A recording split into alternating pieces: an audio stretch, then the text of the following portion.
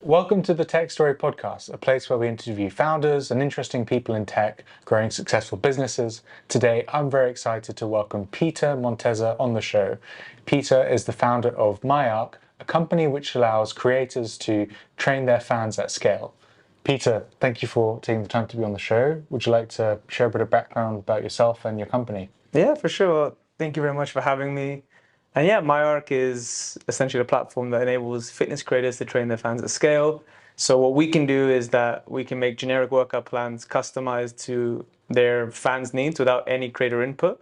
So it enables them to train thousands of people at once. Because right now what they do is that they'll sell PDF, Excel sheets. They'll try and use PT software, but that breaks at about 30, 50 clients. So it really caps their earning potential and doesn't let them monetize, which is why you see creators making less than $100 a month on platforms like Patreon.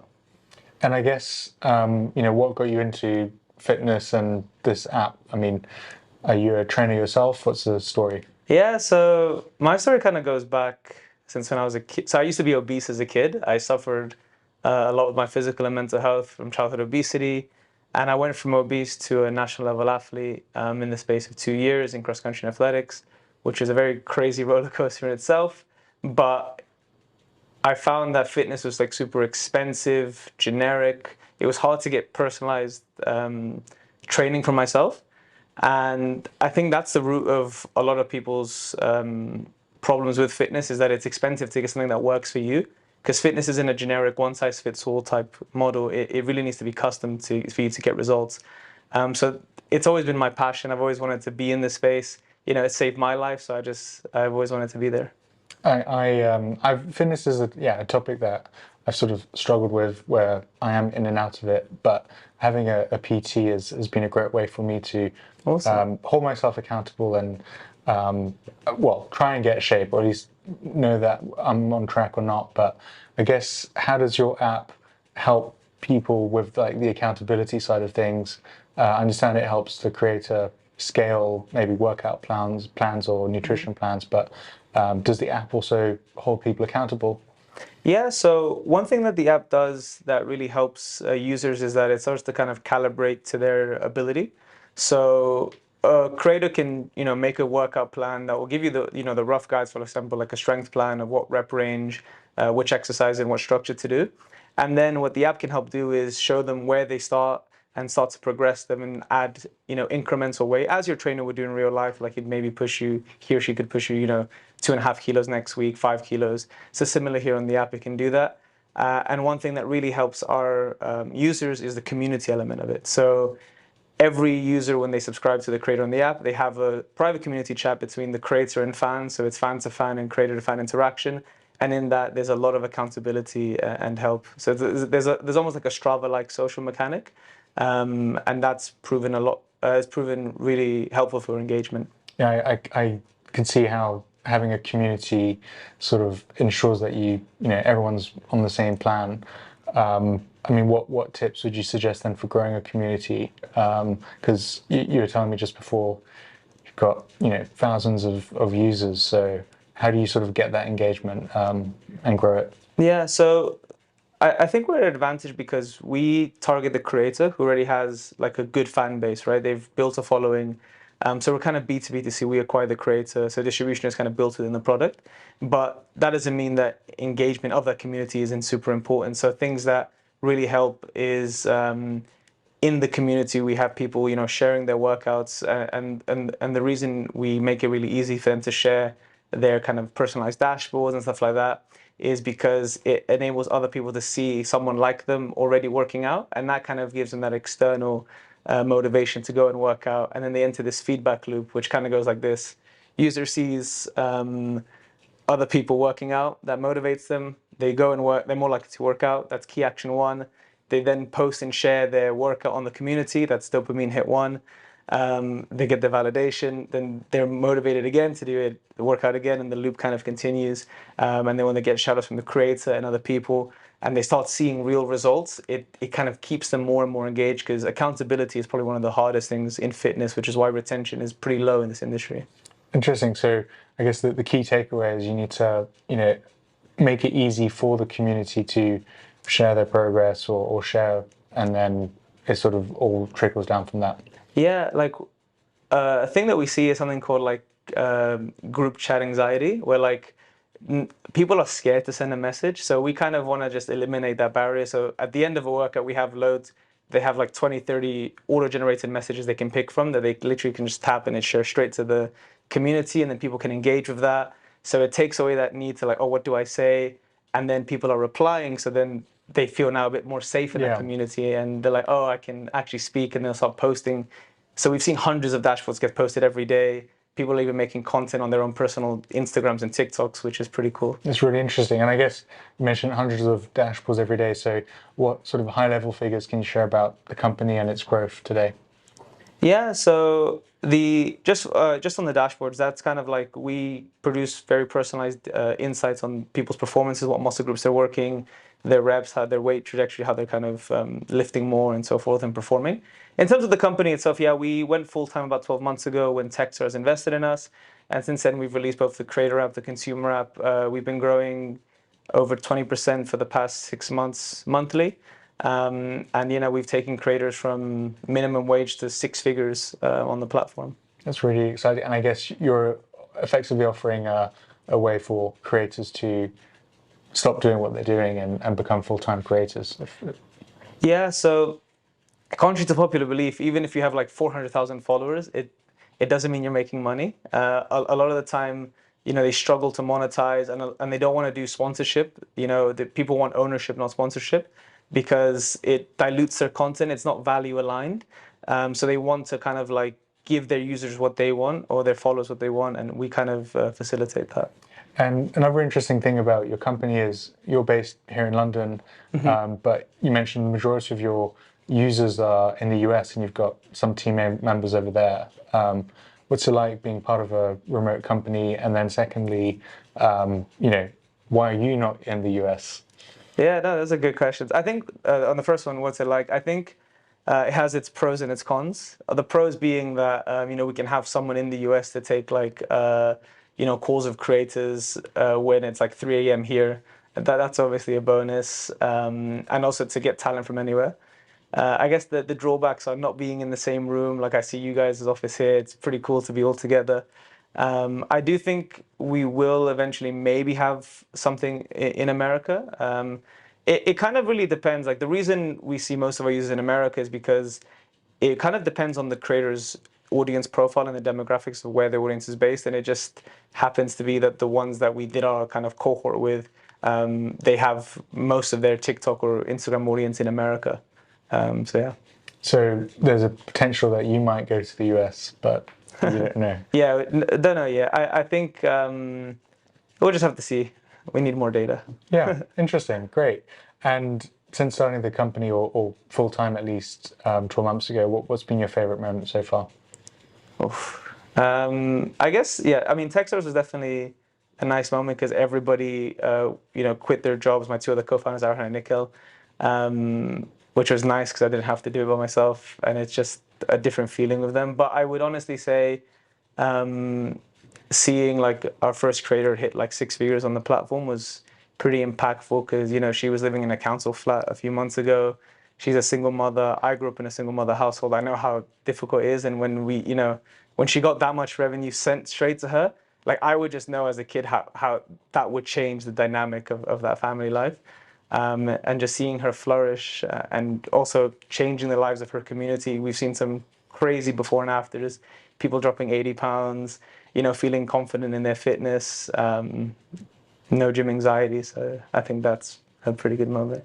Yeah, I mean, I wish my favorite moments at Legislate were as impactful as that, but no, congrats. And what do you wish you'd known before starting MyARC? Oh, a lot of things, actually. Quite a lot of things. I would say not to kind of focus on trying to do everything at once. I think one message I'd give to myself is like, if I had to go back in time, would be like, build for depth, not width. Build depth, not width. Try and like double down on what the USP is.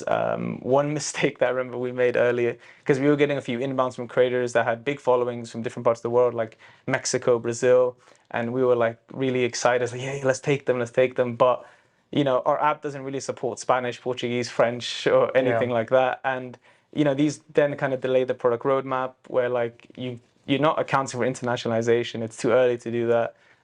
Focus on the kind of use case that you want to do, and then put it forward.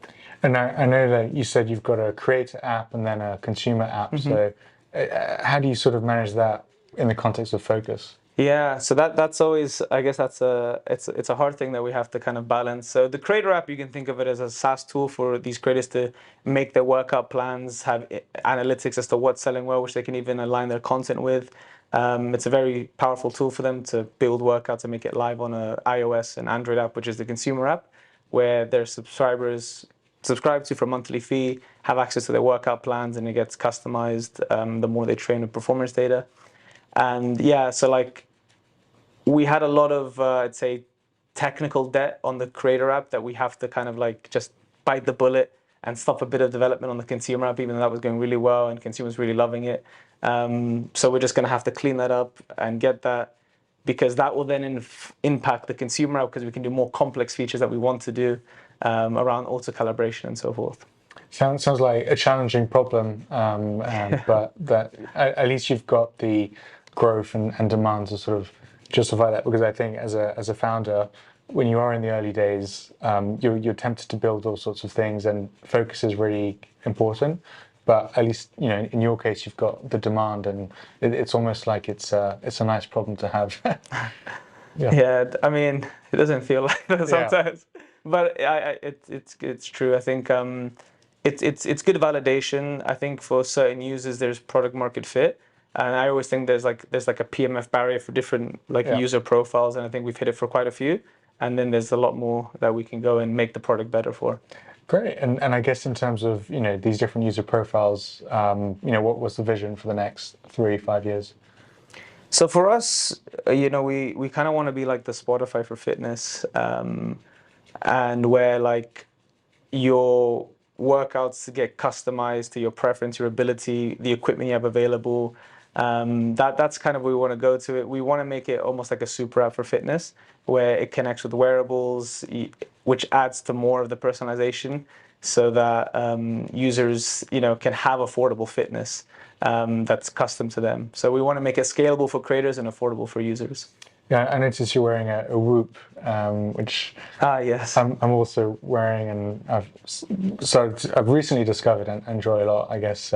So your Whoop could, for example, integrate in your app and hold you accountable, or what sort of do you see? Yeah, so the good thing that wearables can do is kind of like help close the loop, providing extra metrics and data for the consumer app experience. So for example, by knowing your heart rate when you're exercising, knowing which zone your heart rate is in, we can start to see if that workout is a bit too hard for you, if it's too easy for you, and start to kind of adjust the reps in real time, or adjust the time and attention, etc. So there's a lot of things that we can get from it, calories, etc. There's a lot of extra data you can do that just gives a more of a holistic view for the end user, which again, the more personalized it gets, the more utility there is for the consumer.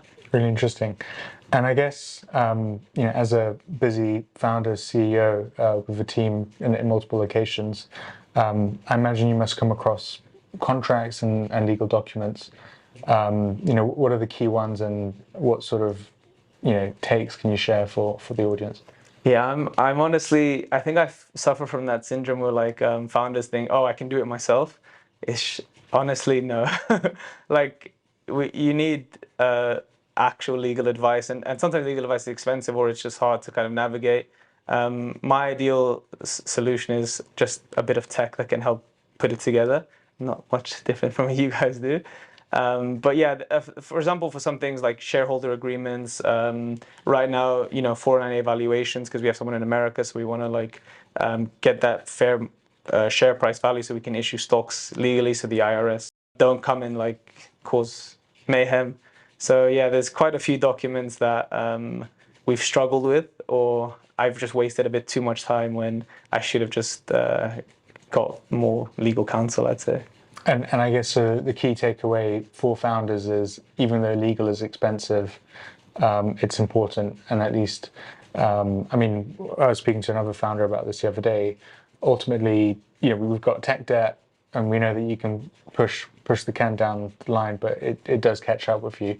And there's the same thing with legal. Like there's legal debt, and starting early ensures that you have the right foundations.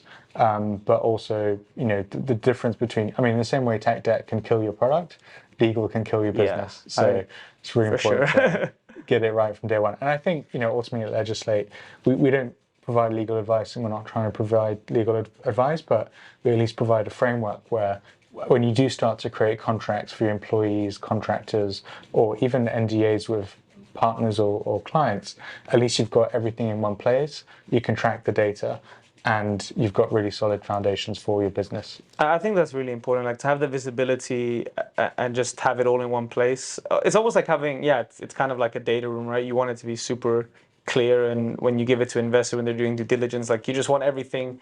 You don't want to be like going through your Google Drive to find this file or folder that you can no longer find, or has been deleted, or there's something on your local device that doesn't match up with something that you've already sent out to an investor.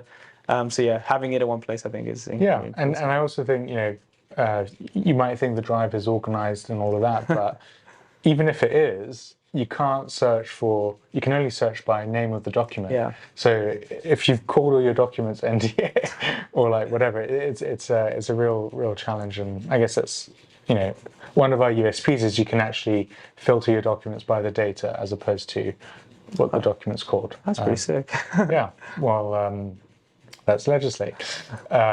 So great. And I guess, you're on the Tech Story podcast.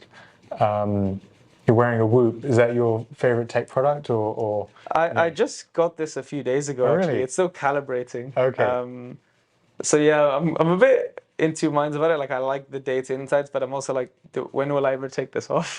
Yeah. Well, I mean, I got mine a couple of months ago, and I remember when it was calibrating, I found it really frustrating not knowing where I was in terms of, is this good? Is this bad? Am I recovering or not? But the truth is, you don't take it off. The only time I ever take it off is when I'm going through airport security. Okay. But it does. I mean, I'm quite satisfied, and I've also just been